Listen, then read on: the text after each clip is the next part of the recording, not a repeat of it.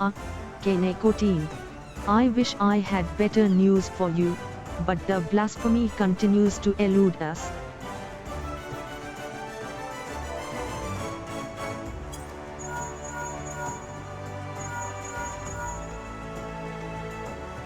Can you hear me, Commander? This is Eorzea. I have an idea how we might take down the blasphemy. Meet me in Costa del Sol as soon as you are able.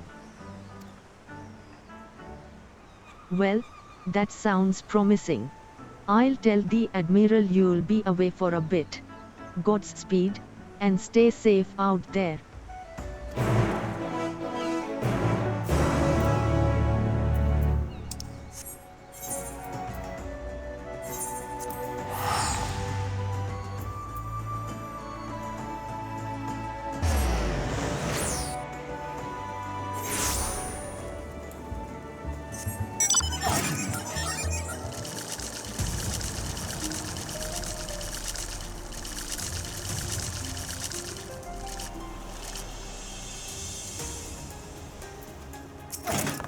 Apologies for having you come all this way, Miqo'te. Ever since our encounter with the blasphemy, I have been racking my brain to find a way of dealing with its debilitating attack. Sadly, I have come up empty-handed, and my companions fare no better. That's when I started thinking, if only our finest was still with us. He always had a knack for noticing what the rest of us missed. His eyes were so sharp, he could spot a foe's weakness with a single glance. It's thanks to him that we were able to slay both Leviathan and Titan, and live to tell the tale. The rub is, well, he's a bit eccentric. And yes, I know you could say that about all the company members. But unlike us, he prefers to work from the shadows. Truth be told, I have not seen him since the day we disbanded. I doubt he'd help his old comrades, even if we asked. But an order from the company's acting commander would be a different story. In our heyday, we had a way of reaching him. Whistle at the forked road, and sooner or later, he'd show himself. Didn't matter when, winter or summer, in broad sunlight or the dead of night. He'd always be watching from afar. With any luck, he still is now. But I have rambled on enough. Go on, now. This may be our best, and only, hope. Remember the signal, whistle at the forked road. And let's just hope our man deigns to show.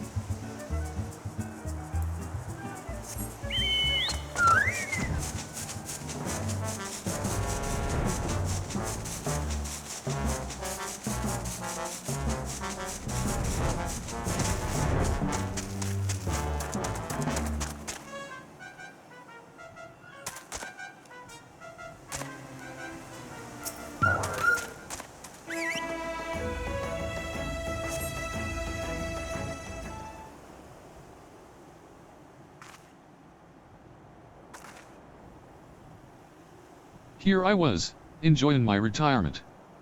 Why'd you have to go and bloody whistle?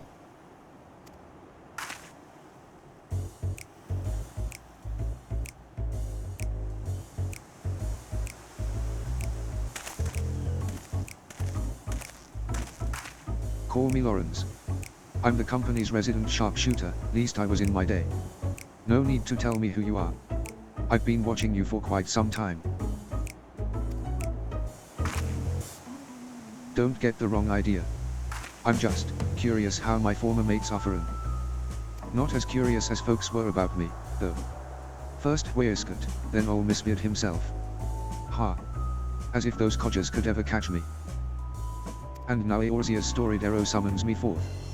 No need to say why, you're going to ask me to help you take down the blasphemy.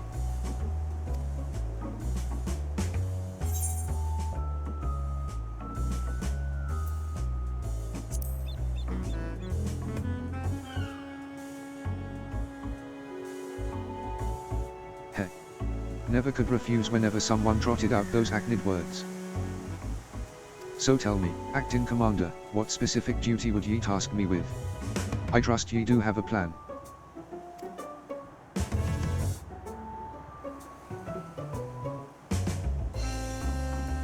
So ye need a way to neutralize the beast's most potent attack. I can tell ye like getting up close and personal with your foes. So ye'll be needing support from a distance. Who do ye suppose might be best suited to that role?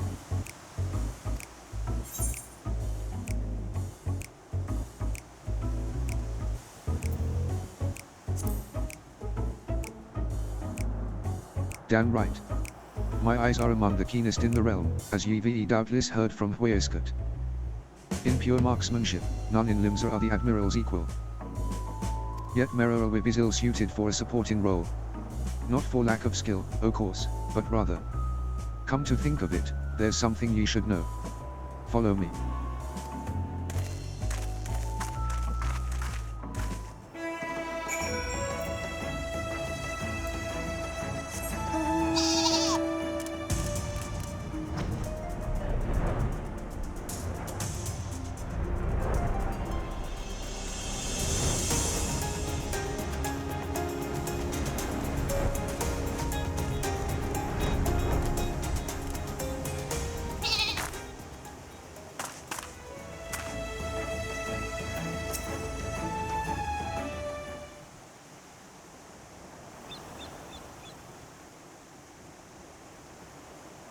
Quite the view, wouldn't ye say?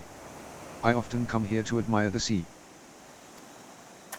If ye would, indulge me for a moment and I'll spin ye a yarn. Just try not to doze off.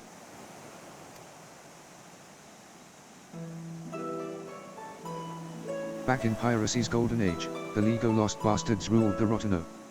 I was one of them, as was Meroa. We were led by none other than her old man, Blofhisin, the most feared captain on the high seas. Feared by his enemies, that is. Stern and unforgiving though he was, he took me under his wing and showed me the ropes.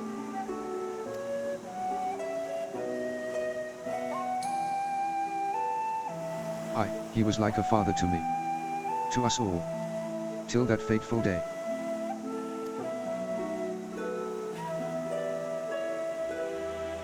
Was in the year 1562 of the 6th Astral Era.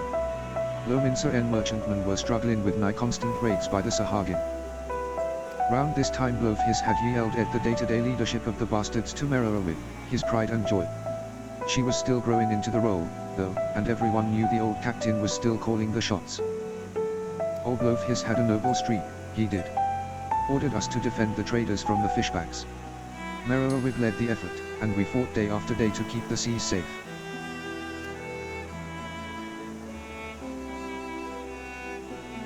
The fighting was fierce, but we always came out of it in one piece, until we didn't. Until after a skirmish, a Sahagin survivor, with his last breath, summoned forth the Lord o' the Whirl.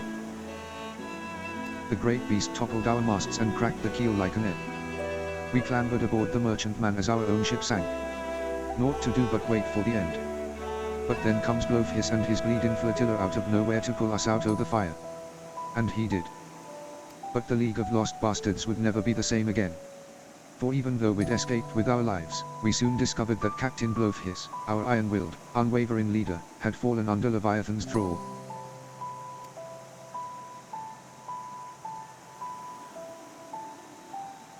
Course, in those days, we didn't know much about drowning or tempering. Didn't know what to make of our captain as he grew more agard by the day, his words devolving into crazed rambling. Then, one day, he vanishes, taking off with 11 of our men. Not long after, a band of pirates calling themselves the Serpent Reavers began taking prizes in the Indigo Deep alongside the Sahagin. At their helm was none other than Captain Blofhis, who'd cast his lot with the fishbacks. Meroa knew what had to be done, and to her credit, she didn't shirk from the deed. She acted quickly, sneaking off undercover o' night with a skeleton crew without so much as telling me.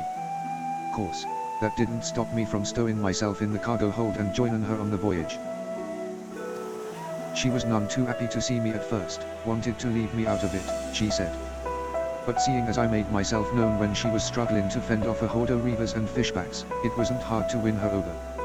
Her twin muskets fell in one after the next, as my sharp shooting kept her safe from Afar, we cut a path to the center of the isle. It was there we found Blofhis, or rather the miserable wretch he'd been reduced to. All bones, with skin shriveled and a tangled matter white hair, eyes bulging from his head like a fish as he prayed to the Lord o' the world.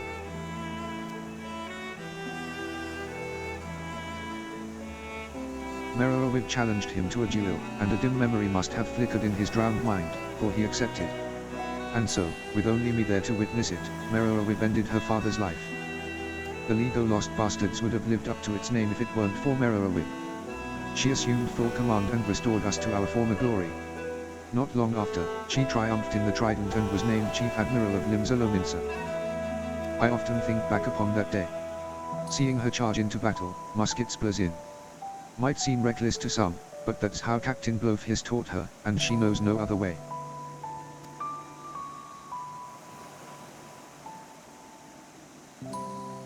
That's why I made it my job to support her from the shadows, and it's a role in which I'll happily serve again. I owe that much to her, old man. My only doubt was whether you, my friend, were worthy of commanding me. But watching ye from afar has answered that question. I tell Weiskat and the rest of my good companions that Lawrence stands with them.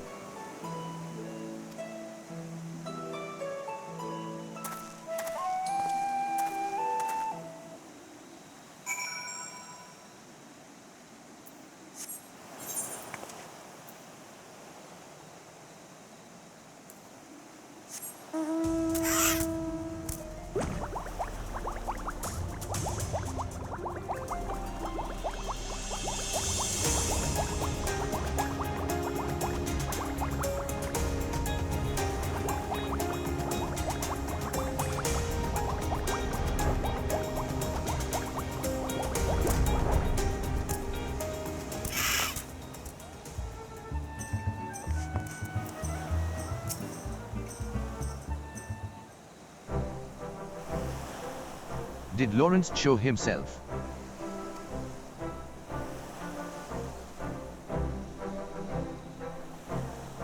Haha. Now there's a surprise.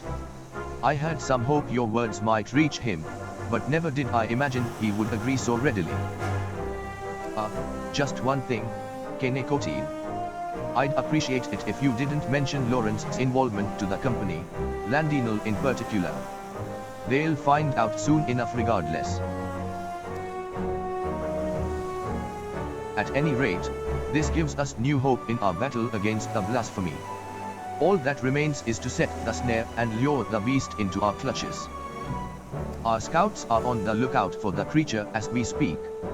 If the latest reports are to be believed, we are drawing ever closer.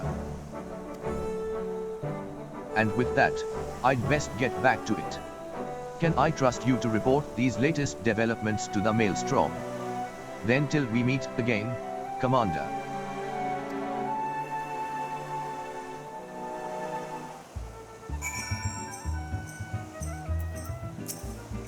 The Admiral should be pleased to hear that Lawrence will be joining our fight.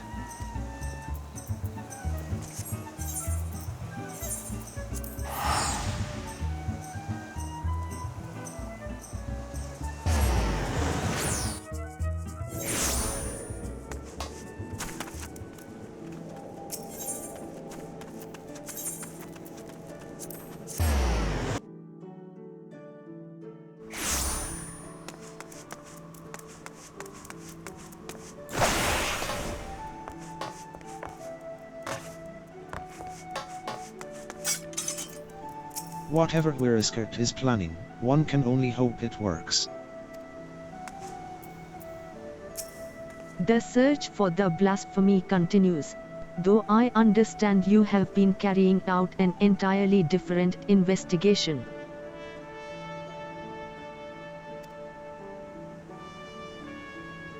A marksman by the name of Lawrence, the Admiral will be pleased. Of course, we won't have much call for his skills until the blasphemy is found. Rest well and prepare yourself as necessary in the meantime. Lawrence. Why does that ring a bell?